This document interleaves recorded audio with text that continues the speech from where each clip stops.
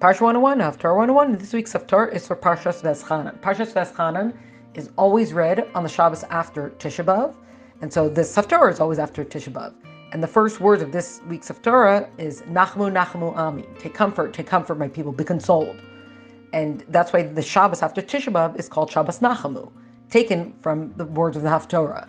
And this Haftarah is now beginning the first of 7 weeks of comfort, and from now basically through the end of the Jewish year, till Rosh Hashanah. 7 weeks of comfort. Last week, the Haftarah portion was from Isaiah, from Yeshaya, and it was words of rebuke. This week, Haftarah is from Yeshaya, from Isaiah, and it's words of comfort. And so we'll have, for the next couple of weeks, these prophecies of comfort and consolation following the destruction, essentially. And it starts off this week, the Nachamu, Nachamu, Ami, this double measure of comfort. The comfort starts off very strong, very much muchness of the comfort. And it says, you've been punished and you've dealt with what's been meted out to you, and it's time now for the Jewish people to come home and to be my people again. And just describing how all the exiles are going to come back, and we're all going to be a nation under God again, etc.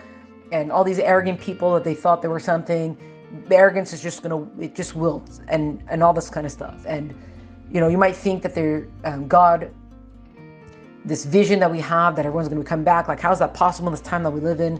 Everything is so dark, but God is mighty, God is everything. And all these nations that seem like, oh, they seem so powerful and so strong and so intimidating. What is this compared to God? God is going to take care of us like a shepherd to his flock. The way the shepherd takes care of the smallest, the youngest among the sheep, God is going to take care of us with tenderness and care.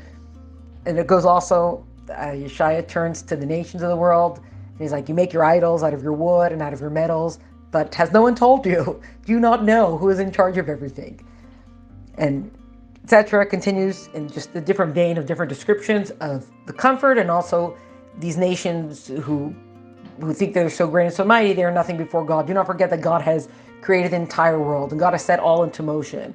And of course, God can and will bring this all about. And it ends off with Sumar Einechem Uri Midbar Ela. Lift up your eyes heavenward and see who created these. Right? Look up and see God is there. Also, Sumar Menechem, the first 3 letters of these 3 words, Sumar Menechem, spell out Shema. And Shema is essentially it's about fear of heaven and just the smallness before the vast greatness of heaven. And we have this, look up heavenward.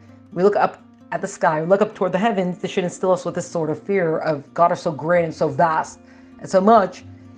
Here in this regard, take comfort in this and know that God's looking out for us and that he's going to bring us back. That's this week's Haftarah.